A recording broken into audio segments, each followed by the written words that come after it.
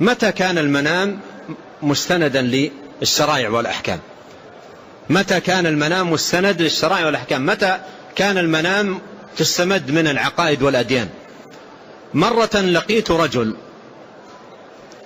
لقيت رجل يحفظ كتاب الله جل وعلا حفظا عجيبا، يحفظه حفظا عجيبا، حتى إنني أخذت منه مرة فائدة.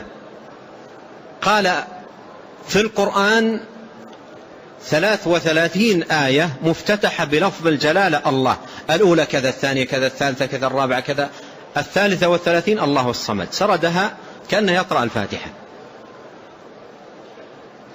وعندما أسأل عن آية مباشرة يذكر لي مكانه، متقن في الحفظ،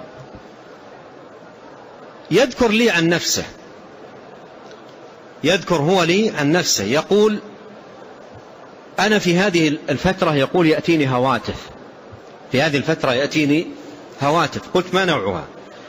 قال يأتيني هاتف في المنام يقول يا لطيف، هكذا يأتي هاتف في المنام يقول يا لطيف 16,655,000 مرة.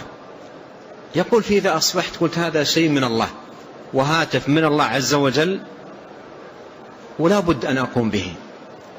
يقول أبدأ، يقول أول كنت أعد بيدي واضطريت أن أخذ سبحة ب1000 خرزة حتى أضبط العدد، وأجلس من الصباح إلى الظهر، يقول حتى مراجعة القرآن تركتها. يقول أريد أن أقوم بهذا الهاتف الرحماني الذي من الله، لا بد أن أقوم به، هكذا كان يظن. يقول وأبدأ أعد يا لطيف يا لطيف يا لطيف، أعدها حتى معي أوراق أكتب حتى أضبط العدد.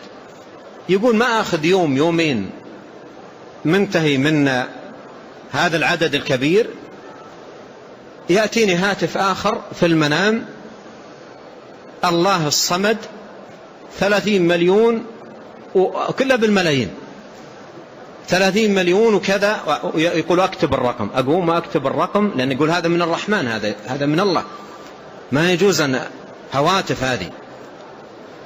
يقول أبدأ أعد أعد أعد أعد.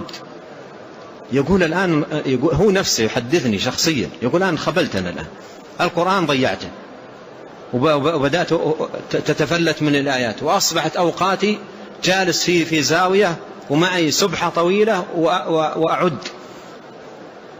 قلت هذا العمل الذي تقوم به كله باطل، كله باطل وليس من دين الله ولا مما يقربك إلى الله ولا رب العالمين يرضى عنك. قال لي كيف؟ قلت النبي صلى الله عليه وسلم يقول من عمل عملا ليس عليه أمرنا فهو رد. أعطني دليلا أن هذا من أمر النبي. ومتى كان الدين يؤخذ من منام أو يؤخذ من هتافات؟ هذه أشياء من الشيطان تبعدك عن دينك، تبعدك عن دين الله سبحانه وتعالى وتصرفك عن طاعة الله جل وعلا. والشيطان يشغل الإنسان بالبدع عن السنن وعن طاعة الله جل وعلا.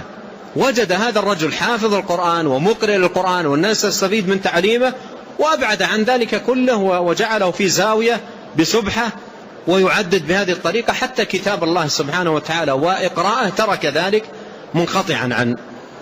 وهكذا يضيع كثير من الناس في الأعمال والعبادات بمثل ما حذر من ابن القيم هنا. قال هدايتهم بأمر الله على لسانه لا بمقتضى عقولهم وآرائهم وسياساتهم وأذواقهم وتقليد أسلافهم. الآن بعض الناس يدعو آخر إلى شيء، وإذا قال إيش الدليل يقول أبدا أنا من ولدت والوالد والجد والحمولة وكل الأسرة كذا. هذا الدليل.